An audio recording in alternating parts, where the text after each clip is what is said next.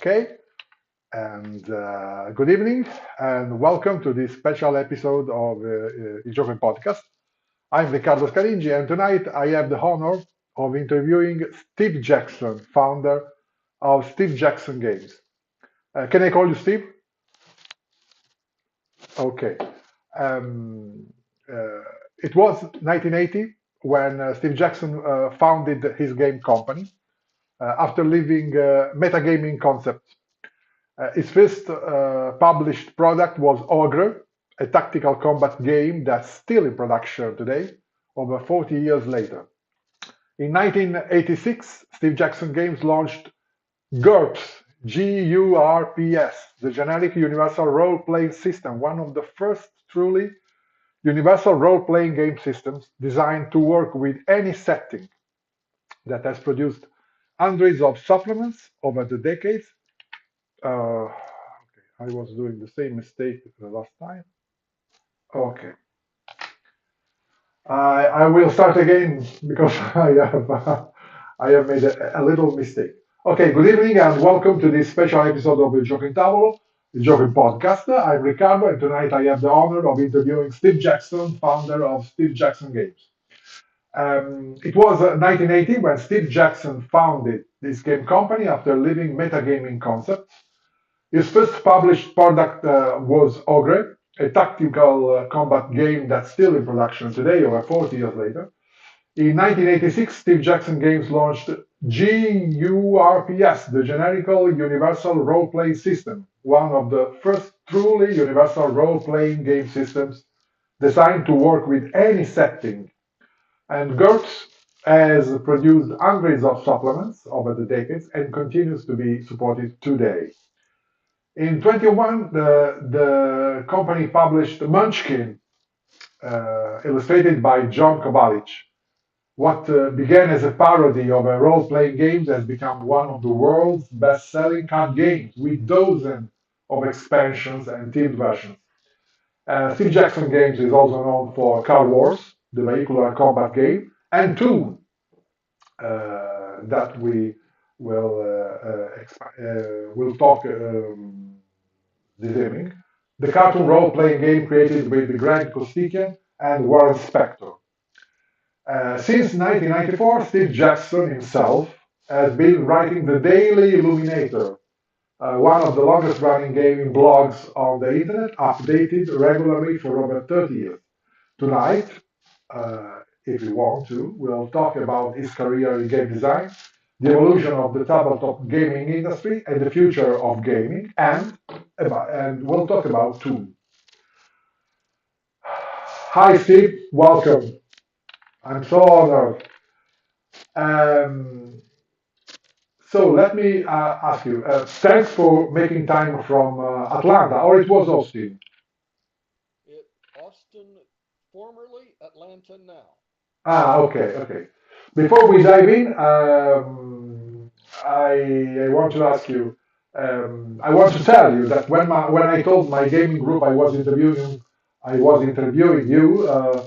Three started arguing about GURPS combat, two pulled out Munchkin decks, and one asked if you could sign his Star Wars box through the screen. So that's the madness that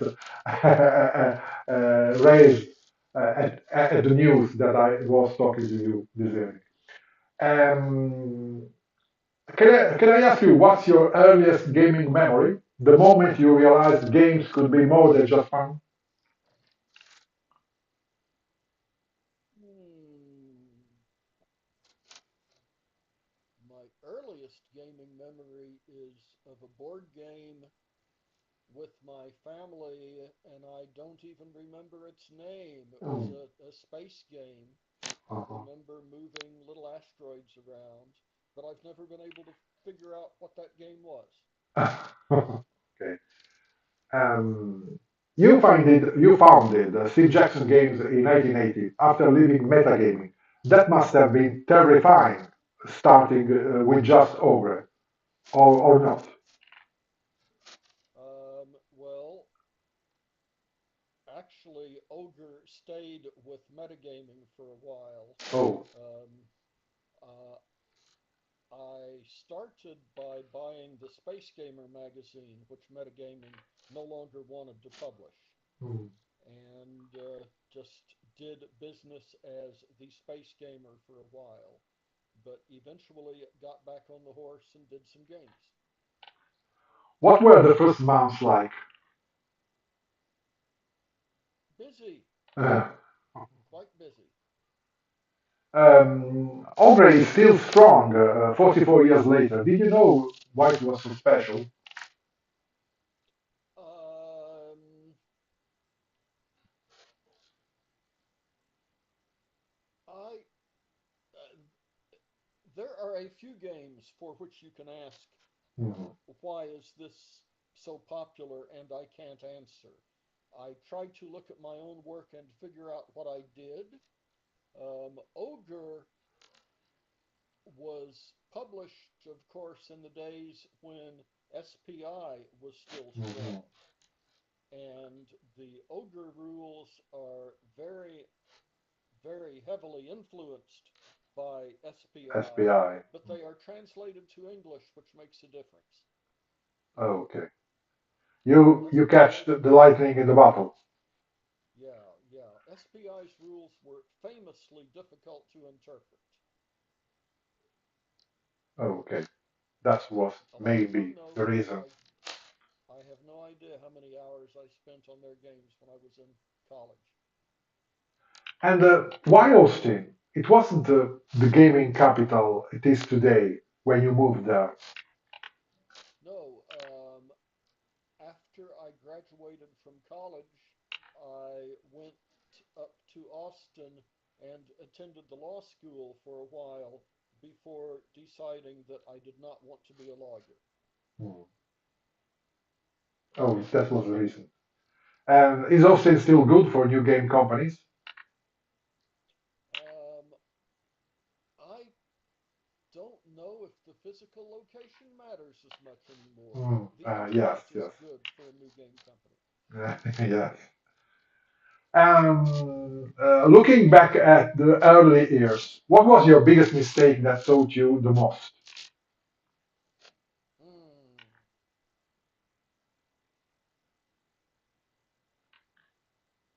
that's a good question. I'm thinking about it.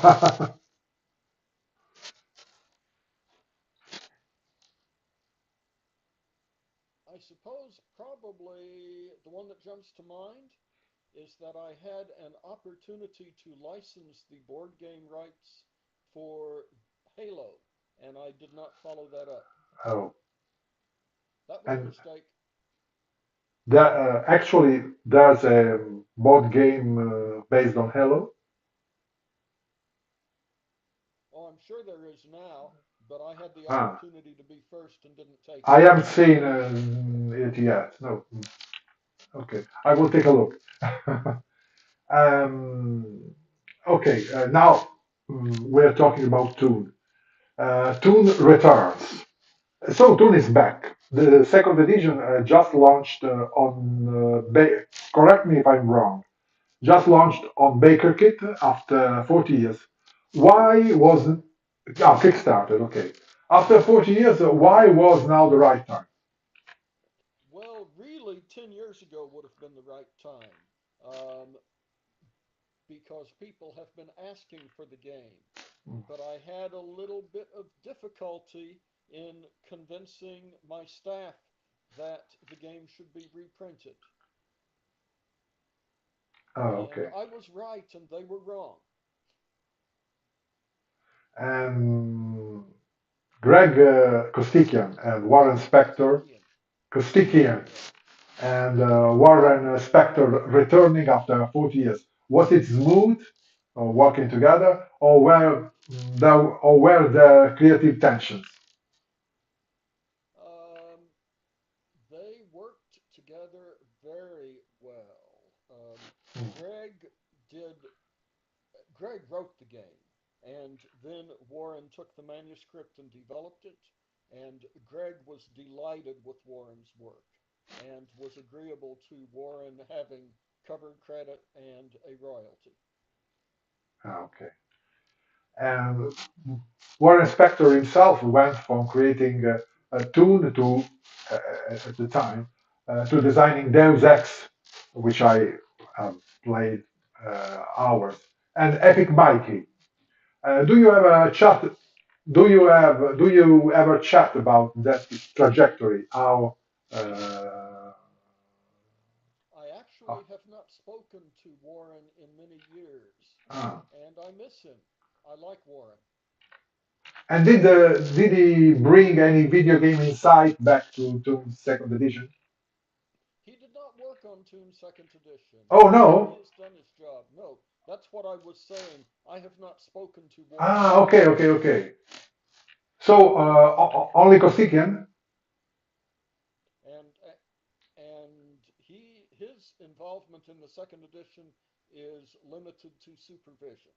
Oh, okay, okay, okay. Um, the The development for the second edition was my job with enormous help from Jay Dragon. J Dragon. Okay, okay.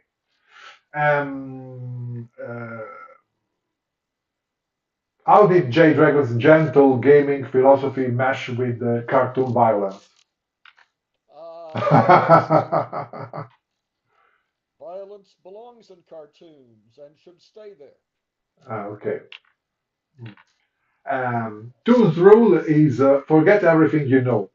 Is it harder to design simple games than complex ones? Yes, that is one place where Jay was very valuable. Her her comments on simplifying cut deeper than I had thought possible, and everything she said was valid. Oh, okay. That's a rule that you wanted to add to Toon, but resisted for simplicity. Uh, Most of the cutting was in the rules backgrounding character creation.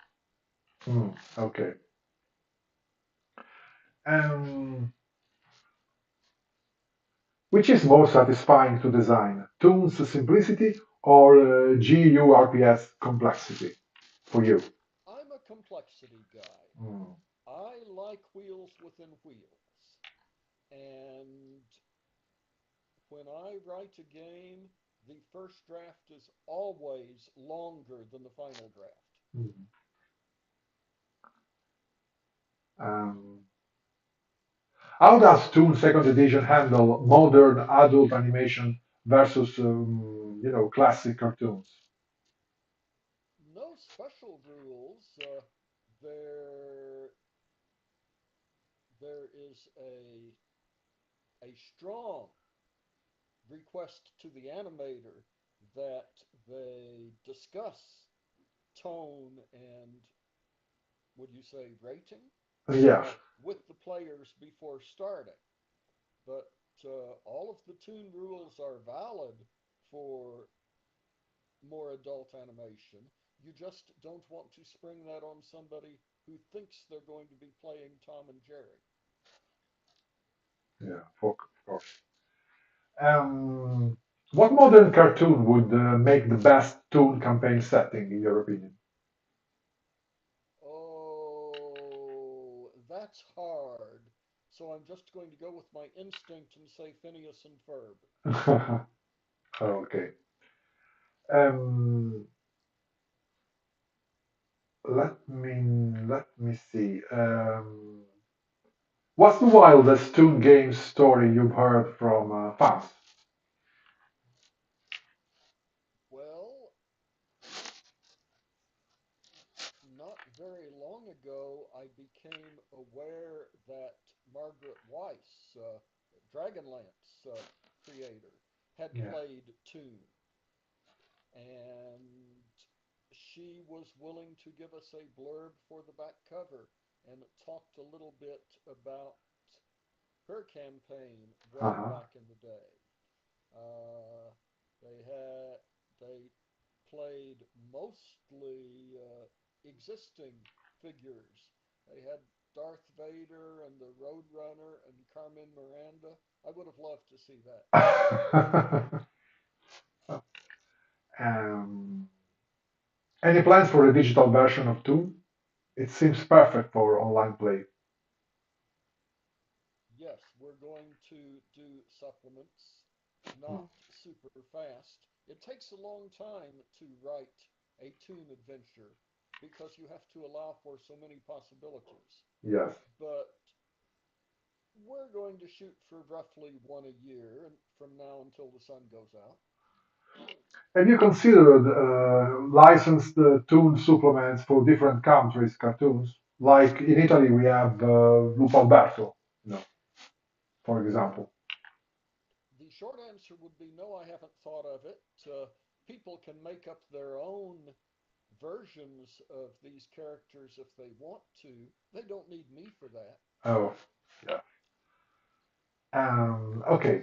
Now let's talk about GURPS. Um, GURPS launched in 1986 with an ambitious promise: one system for every game. Did it achieve what you envisioned? Pretty much.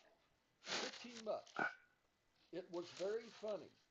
When the game first came out, people said, well, there's only one supplement. How can it be for every game? And then a couple of years later, well, there are only six supplements. How can it be for every game? And then a couple of years later, well, there are only 20 supplements. How can it be for every world? But eventually they shut up. Yes, because nowadays it's been hundreds of supplements. I think. Yes. You are a complexity guy.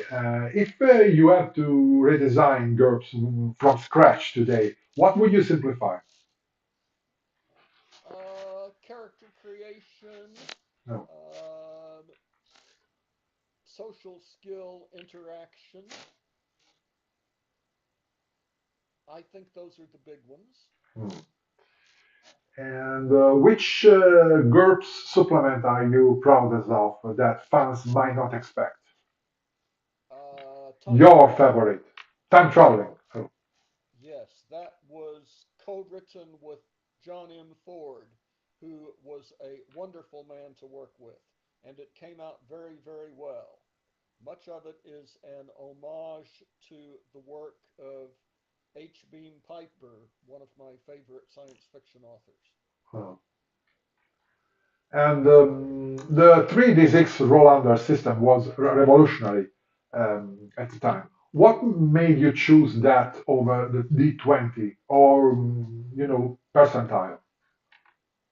Um, I thought that polyhedra were unnecessarily complex. I still think that. There are some very good systems that use polyhedra, but they use them in simple ways. Okay. Um, GURPS has a reputation for being crunchy. Is that fair in your opinion? How do you It's respond? completely fair. It's a Uh, crunchy system. okay. It's not as crunchy as some people want to make out because the core rules are very straightforward, but there are specialist rules for many, many subjects, and those can get really crunchy. But if we just wanted to sit down and go through a dungeon in GURPS, yeah, I could have you running in 30 minutes. Hmm. So it's not crunchy as it appears at the first Yes, sight. there's a catch 22 effect. Now that there are that many supplements, people think it has to be crunchy. And is there a fifth edition on the horizon? On the horizon? Um, I'm never going to say no to that, Hmm. But but I certainly can't say yes now either. uh, I mean, as long as people are playing GURPS, there's new ideas coming up. hmm. I don't like to do a revision until it's time. There are games that are revised every few years, and sometimes that's because the first job was sloppy, and sometimes it's because there's a grab for money. I would rather people not say either of these things about me. Oh. Italian GURPS fans are extremely dedicated. Any memorable interaction with them? Have you had interaction with the I Italian went fans? to the Lucas show many Oh, years ago and met a lot of GURPS fans, and it was a great deal of fun. Luca, The yeah. Lucas show is just overwhelming. Yes, and today is at its most of overwhelmingness. It's become huge, very huge. The entire city and beyond is filled with games, with comics, movies. It's enormous. It's enormous. And now the part that interests me most. Let's switch to Munchkin. Okay. Munchkin has sold over, I think, um, in my research, 12 million copies worldwide.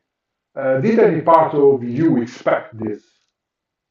No, it was created quickly and on a whim, and the first playtesters were very, very enthusiastic about it, but there were also some pointed comments. So before the second playtest, I went back and was more rigorous, and people still liked it. And one thing led to another. My partner, Monica, who helped me in the very early stages of the game, heard that we were only printing 5,000 for the first run, and she said, not enough. She was right. So within a couple of months, we went back for the second print run, 10,000. Monica said, not enough. And she was right. Um, some of the print runs that we have done for Munchkin have been 50,000. That's about enough. Uh, how crucial was John Kovalic's art to Munchkin's success, in your opinion? I'm sorry, I did not understand. How crucial was John Kovalic's art Kovalic. to Kovalic's art to Munchkin's success? Sorry for my I think English. it I think it was no, no. Your English is great. My hearing is sometimes questionable. Um, yeah, me too, and I should be wearing them. I think it was very important. Um, he caught the flavor of the game perfectly. It's great to brainstorm with John. He has the Munchkin mind, and we are still putting his art in the game. How did you first connect with John for the project? Uh, we had been working together on some other things. He did a few of the cards for the Illuminati New World Order game. Yeah, another mythic game. Have you ever, this is a strange question, have you ever vetoed a Kovalic illustration for being too something?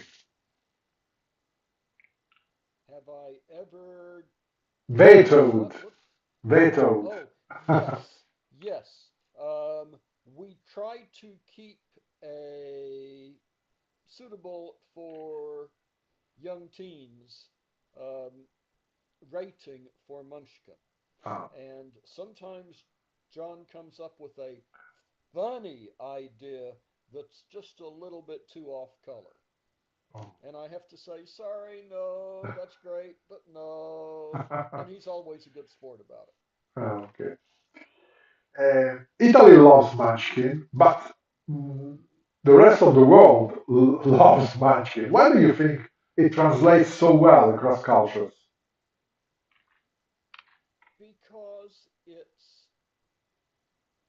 silly, and it lets people fight at one moment and then cooperate on the next turn and then fight again.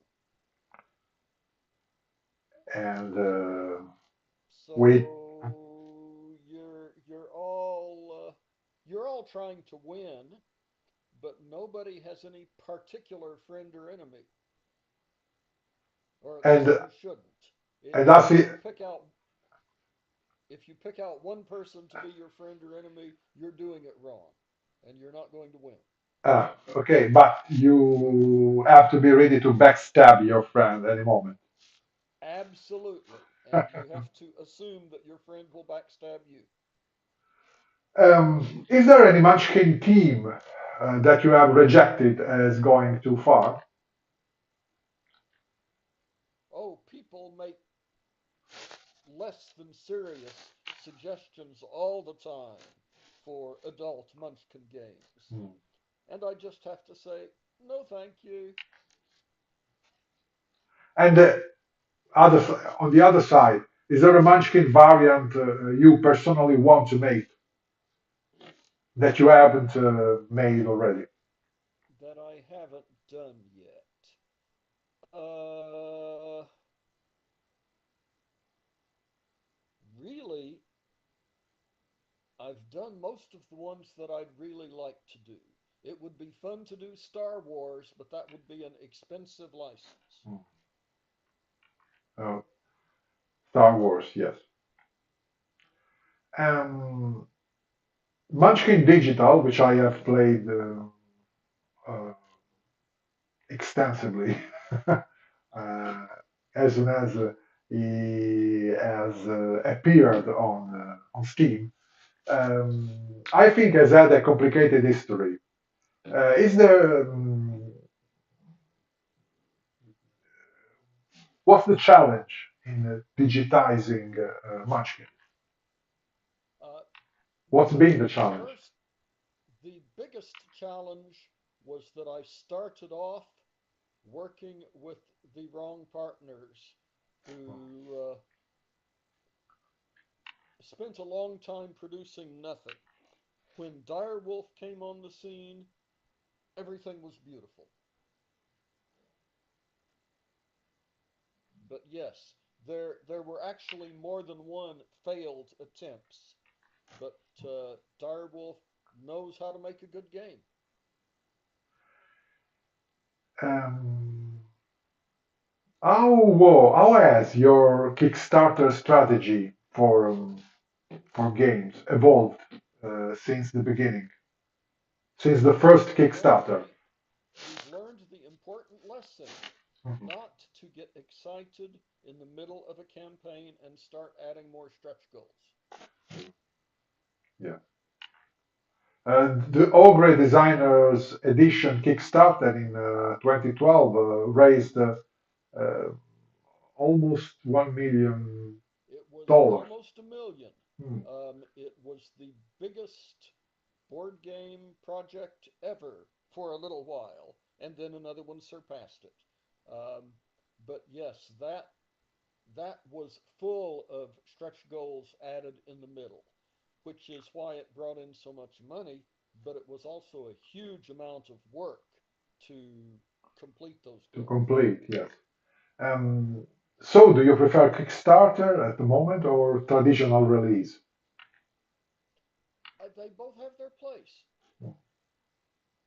If something is very big, I'm more likely to crowdfund it, but we do a lot of projects that are never going to be huge and are not intended to be huge. And putting the effort of crowdfunding into one of those accomplishes less. Hmm. Um, I don't want to talk about artificial intelligence because it's so in inflection as a topic. Let's talk a But little bit about artificial oh, intelligence. okay, okay, Artificial please. intelligence is terrible. Okay. Let's go. What technology excites you most for gaming futures? 3D printing, or any other technology that you have witnessed and that you think it's good for board gaming, for creating Well, board games. you nailed it on the first shot. 3D printing. Ah, I'm very excited about being able to print not just my own play pieces, but my own game board if it comes down to that. okay. Um, okay, now a little humor, if you if you give me permission. Okay, Oh, very well. the eternal question: how often do you still get confused with UK Steve Jackson? All the time. Okay. Uh, what's It's the funniest mix-up that's happened? no, I'm sorry. What's the funniest mix-up that's happened? Oh, well, when someone gives me one of his books to sign or vice versa. Classic. Um, He's a really nice guy. I met him in London many years ago and hit it off with Steve and with his business partner Ian. Jan And Livingston. I yeah, will have a talk with him the next month of good. March. Ironically, you're now publishing fighting fantasy books in US. How did it happen? Um, well, Syrian and I try to stay in touch, and in a letter, he just casually mentioned that he no longer had a fighting fantasy presence in North America and that this made him sad. And I wrote back and said, "Are you serious? Do you want a proposal?" And he And he accepted. did, and we And he made the did. proposal. Oh, okay. You wrote a few game books yourself, three. Um, could you could you talk a little bit about the creation of these game books at the time? The first one, the first one that I wrote was Scorpion Swamp, and I wrote about the first one third of that on a manual typewriter in the Games Workshop offices in London. Um, as I was over there visiting, and I think it was Steve that said that they couldn't keep up with the demand for fighting fantasy books, but didn't know anybody else who could write a good one. And I said, "Can I try?" And hunt and pecked some out over the next couple of days at their offices, and that wound up with a contract with Puffin Books. The other two were Demons of the Deep and Robot Commando. I don't think any of them is bad, but I think Scorpion Swamp is the Is the best of the best. two. Um, okay, now we in this podcast that I do, we focus even on the game design. So I want to you. I am I am doing a podcast with Steve Jackson, so how can I not ask you about your how you design games? What comes first in your design, theme or mechanics? Theme.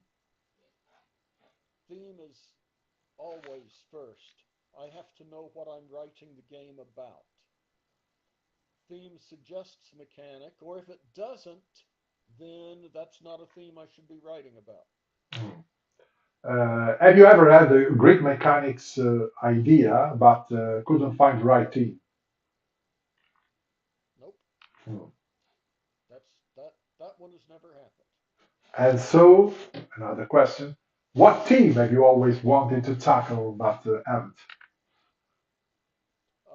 I want to write a city builder, and I've never gotten around to it. Like SimCity? Well, the SimCity table game was with cards, and I'm into board game. But yeah, Like that. And in your opinion, in your experience, can a game succeed with bad team but good mechanics?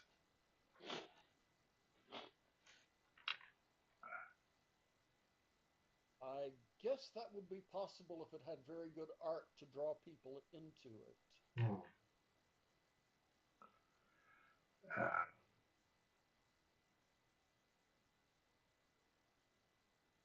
so let me ask. Awfully important. It's always been important to gamers, and now the publishers understand that it's important.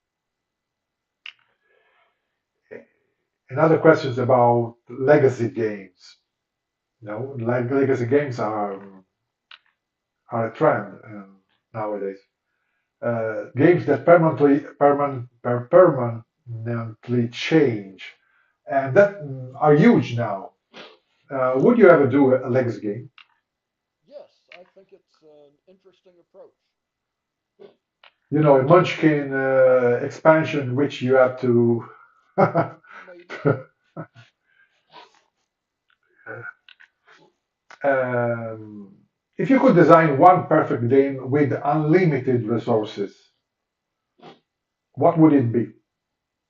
Wow.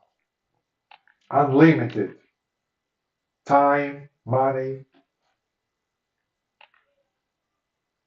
I think it would be an empire builder rather than a city builder. Okay, let's get. It would have to have computer aids to keep track of the details of the accounting. Okay. Um, I really the, enjoy terraforming Mars, for instance, uh, and that is right on the edge of what people can reasonably keep up with just with their own head. in your opinion, did the remote work change the Steve Jackson games since the pandemic? I missed a word. Uh, in your opinion, has the remote work changed Ah, Steve Jackson games since the pandemic? it made a fundamental change, and we haven't recovered from it yet. Hmm. At the time, you work remotely extensively. Now, Yes, our Austin offices are almost empty, and I miss the office environment. It's great for brainstorming. okay. I think we have nailed the most important topics of the podcast. But when I talk to game designer, I always make the same final questions, and these are about young designers. And that's one question that I always do. What advice do you have for young game designers today? Play as much as you can, spend as much time as you can with other gamers. If you have a good local game store, spend time there. Go to game conventions. Um, don't just talk about the game you're going to design someday, write it down, and then playtest, playtest, playtest. And what mistakes do you see new designers making repeatedly? Ignoring their playtesters. Mm. The And you're playtester is not always, I mean, often playtesters will point out a problem and suggest a solution. Often the solution is insane, but that doesn't mean they didn't see a problem. It's just up to the designer to use their own judgment and skills on how to approach it. And in your opinion and in your experience, should designers go independent or join companies? I have a suggestion. I had a suggestion from Rainer Knizia, and he said that a young designer, uh, in his opinion, must begin with not alone, with not independent, but with little companies, little producers. How much? How it Publishers, goes? yes. Publishers. Okay, okay. Yes, that's right. Yes. Uh, I think that's a very valid opinion. Um, Another way to start is on your own, but only publishing digitally, Hmm. because creating a physical game requires so many skills, and it's very expensive to teach yourself those skills. And so, the final question that interests me a lot. What would it take to get you a game to look Haha. at?